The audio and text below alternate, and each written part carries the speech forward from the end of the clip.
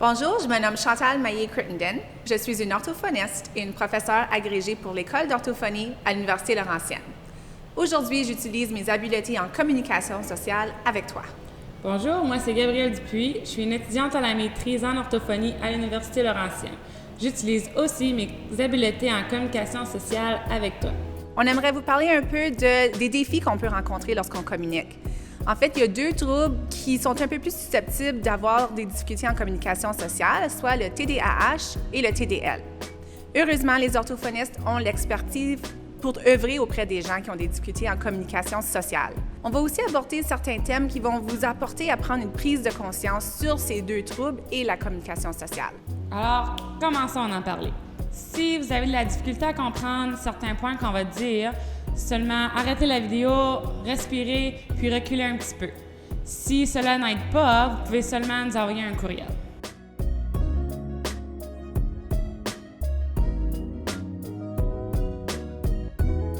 Vous connaissez sûrement un élève qui a le trouble déficit de l'attention et d'hyperactivité.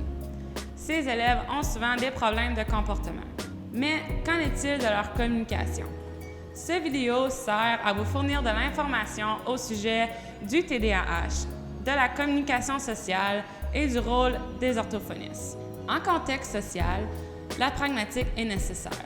La pragmatique s'explique par la fonction et l'utilisation du langage en société. On sait que dès la maternelle, les enfants cherchent des amis qui maîtrisent bien le langage ou la langue. Puis, ils évitent même les enfants qui ont des difficultés en communication sociale. Avant de continuer, c'est important de faire la distinction entre la parole et le langage. Alors, en simple termes, la parole, c'est essentiellement tout ce qui sort de la bouche. Donc, le débit de la parole, le volume, la fluidité, si ça coule bien, mais c'est aussi l'articulation, la façon qu'on produit les mots. Le langage est un peu plus complexe, ça se trouve au niveau du cerveau. Donc, lorsqu'on veut partager un message, ça commence avec une idée en tête. Ensuite, avec cette idée, on doit choisir les mots, choisir le bon ordre des mots, choisir les sons pour produire ces mots.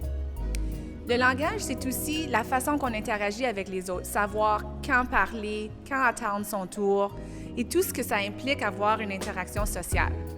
Maintenant, on va vraiment aborder le TDAH et la communication sociale. Le TDAH est un trouble de nature neurodéveloppementale qui est présent chez 5 à 10 % des élèves. Les élèves qui ont un TDAH peuvent avoir de la difficulté au niveau de l'attention, de l'impulsivité, d'hyperactivité, des problèmes cognitifs et même des difficultés au niveau des fonctions exécutives. Par contre, peu importe les symptômes, les enfants qui ont un TDAH ont souvent des difficultés pragmatiques. Parfois, les élèves qui ont le TDAH peuvent aussi avoir le TDL. En fait, 2/3 des enfants qui ont le TDAH auraient le TDL aussi. Par exemple, dans une école où il y a 300 élèves, 30 de ces élèves auraient le TDAH et 20 de ces 30 élèves-là auraient aussi le TDL. Le TDL est présent chez environ 7 % des enfants. Donc, dans une salle de classe d'à peu près 30 élèves, c'est 2 élèves par salle de classe. Les enfants qui ont un TDL ont souvent de la difficulté avec des concepts plus abstraits du langage. Donc, si je donne un exemple d'un concept plus concret, donc si on parle du microphone qui est devant nous, on le voit, on peut le toucher, on peut le manipuler, on peut même faire un geste genre microphone. Les concepts plus abstraits, ça serait comme la température. Donc, on ne peut pas toucher la température. C'est plus difficile à visualiser. Ou même si j'utilise le verbe hiberner, donc un animal qui hiberne, c'est plus difficile à faire un geste de hiberner versus courir, marcher, sauter. Donc, c'est ces termes-là qui sont plus difficiles pour les élèves qui ont un TDL. Les élèves qui ont un TDL ont aussi de la difficulté avec le langage qui est plus abstrait, évidemment, je viens de mentionner, mais en situation sociale, c'est qu'ils vont prendre ce langage-là de manière littérale. Donc, il y a des études qui ont montré que ces enfants-là vont avoir de la difficulté à appartenir à un groupe social et donc, ils sont plus à risque de développer des troubles de santé mentale. Ça peut être difficile à faire la distinction entre des troubles de la communication sociale qui sont liés à un TDAH et les difficultés qui sont liées au TDL. Pour simplifier, les troubles qui sont surtout liés au TDAH, c'est plutôt de nature pragmatique, d'interaction sociale. lorsque c'est chez un élève qui a un TDL, c'est surtout des difficultés pragmatiques et linguistiques, donc ce langage abstrait-là que je viens de mentionner. Une chose est certaine, le TDAH ne vient pas aggraver le TDL. Donc, chez l'élève qui aurait peut-être les deux, donc comme Gabrielle a dit, dans une école, il peut en avoir 20, le TDAH ne va pas empirer les difficultés linguistiques de l'enfant qui a déjà un trouble développemental du langage.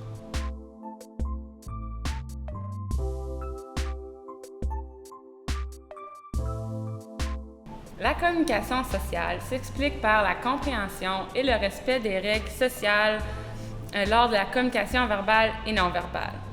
La pragmatique, vraiment, c'est la clé d'une bonne communication sociale. Selon le DSM-5, les enfants qui ont le trouble de la communication sociale ont des difficultés persistantes lorsqu'il en vient au langage en société ou même à la communication verbale et non verbale. Par exemple, peut avoir de la difficulté à savoir quand saluer, à maintenir un bon tour de parole, avoir un bon contact visuel, à lire les expressions faciales. Ils peuvent aussi avoir de la difficulté à s'adapter au contexte et à l'interlocuteur, donc aux personnes avec qui ils parlent. Oui, donc si je donne un exemple, par exemple, si je parle à toi, Gab, comme mon ami, je vais te demander « Hey Gab, qu'est-ce que tu as fait en fin de semaine? T'as-tu eu une belle fin de semaine? » Oui, c'était vraiment le fun. J'étais allée au mall. Ah oui? T'as acheté quelque chose? Oui, j'ai dépensé un petit peu trop au Lululemon. Oh, Lululemon! Tandis que si je parle à mon employé, puis moi je suis l'employeur, ça va être beaucoup plus formel. Donc, bonjour Gabrielle, as-tu une belle fin de semaine? Oui, c'était très bien, et vous? Donc, vous voyez un peu la distinction. En plus, les gens qui ont le trouble de la communication sociale ont de la difficulté à maintenir une bonne conversation. Puis, ont aussi de la difficulté à savoir ou à reconnaître quand reformuler leurs phrases lorsque la personne avec qui ils parlent n'a pas compris. Ils peuvent aussi avoir des difficultés à comprendre des concepts abstraits, comme faire des inférences, utiliser des tournures linguistiques ambiguës. Donc, par exemple, la phrase « le camion suit l'auto » est beaucoup plus facile à comprendre que « l'auto est suivie par le camion », qui devient un peu plus difficile à savoir qu'est-ce qui suit quoi. Les idiomes aussi peuvent être difficiles, comme par exemple l'expression « avoir un chat dans la gorge » ou « avoir les yeux plus grands que le ventre ». Donc, nous, on sait que ce sont des expressions puis que ce n'est pas vraiment littéral. L'humour et les métaphores peuvent aussi être difficiles. Donc, un autre exemple serait l'expression ou la métaphore « arriver en coup de vent » ou encore « cet homme d'affaires est un requin ». Donc, encore là, on le sait qu'il ne faut pas prendre le sens littéral, mais bien la métaphore. Les enfants avec un trouble de la communication sociale peuvent aussi avoir de la difficulté avec les sens multiples qui dépendent du contexte pour l'interprétation. Donc, par exemple, la phrase « et si on mangeait les enfants » peut être interprété de deux différentes façons. En premier lieu, ça peut être interprété comme « et si on mangeait les enfants », voulant dire « on mange des enfants ». Si je change un peu la tonalité de ma voix, « et si on mangeait les enfants », ici, on demande aux enfants s'ils veulent manger. Donc, les mêmes phrases peuvent avoir un différent sens selon le contexte et aussi l'interprétation. Des déficits lors de la communication sociale peuvent engendrer plusieurs difficultés et barrières lors de la communication, comme par exemple des difficultés avec l'intégration sociale, l'autogestion, le rendement scolaire, le développement des relations interpersonnelles et même l'affirmation de soi. Oui.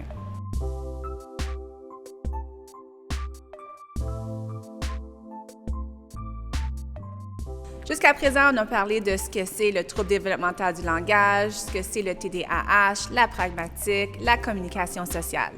Maintenant, j'aimerais parler un peu plus du rôle de l'orthophoniste dans tout cela. Donc, qu'est-ce que c'est l'orthophonie? La profession de l'orthophonie est vraiment de dépister, d'identifier, d'évaluer et d'intervenir auprès des enfants, des adultes. Dans les écoles, souvent, on va orienter les enfants qui ont des troubles de la communication sociale vers d'autres professionnels, comme par exemple un travailleur social. Mais lorsqu'il en vient à la communication sociale, c'est vraiment l'orthophoniste qui est le mieux placé pour intervenir auprès de ces enfants parce que ça touche vraiment au langage, qui est vraiment notre expertise. L'orthophoniste joue un rôle crucial lorsqu'il en vient à la remédiation des difficultés relationnelles. Non seulement au niveau de la prononciation de la parole et du langage, mais l'orthophoniste intervient aussi lors des étiquettes conversationnelles comme réparer un bris de communication, attendre le tour de parole et intervient aussi lors des indices sociaux non-verbaux, comme lire les expressions faciales et avoir un bon contact visuel. Exactement. Donc, l'orthophoniste peut vraiment concevoir un programme sur mesure pour chaque élève en fonction de ses besoins. Et ce programme-là peut être très bénéfique pour ces élèves-là qui ont des difficultés avec leurs relations interpersonnelles au quotidien. Les difficultés qu'éprouvent les élèves au niveau de la communication sociale vont au-delà du rendement scolaire et de leurs relations interpersonnelles. En effet, plusieurs recherches montrent que les gens atteints du TDAH et ou du TDL ont un taux plus élevé que la moyenne de criminalité et de victimisation par les pairs. Est-ce que ça sera en partie à cause de leurs troubles pragmatiques? C'est vraiment difficile à le dire, mais pourquoi ne pas les orienter vers des orthophonistes lorsqu'on soupçonne qu'ils ont possiblement des difficultés en communication sociale? D'autres chercheurs montrent même que, dans plusieurs cas, les cas de troubles du langage ne sont souvent pas reconnus ou traités dans les prisons. Mais très peu d'études ont porté sur l'impact de l'intervention en langage sur la criminalité. Encore là, il y a l'importance d'intervenir à un jeune âge auprès des jeunes qui peuvent avoir des difficultés avec leurs relations interpersonnelles, que ce soit en raison d'un TDAH ou d'un TDL. Alors, si vous avez des doutes, n'hésitez pas, orientez vos élèves vers un orthophoniste scolaire. Et c'est tout pour aujourd'hui. On espère avoir éclairci tous les mystères au sujet de la communication sociale et du TDAH. On a couvert plusieurs points, donc si vous avez des questions, n'hésitez pas, envoyez-moi un courriel ou encore, vous pouvez consulter mon site web bot-boot.com. Une chose est certaine, la communication est vitale pour le développement d'un enfant. S'il vous plaît, partagez cette vidéo avec un collègue, un parent ou même un ami qui pourrait en bénéficier. Merci pour votre attention et passez une bonne journée.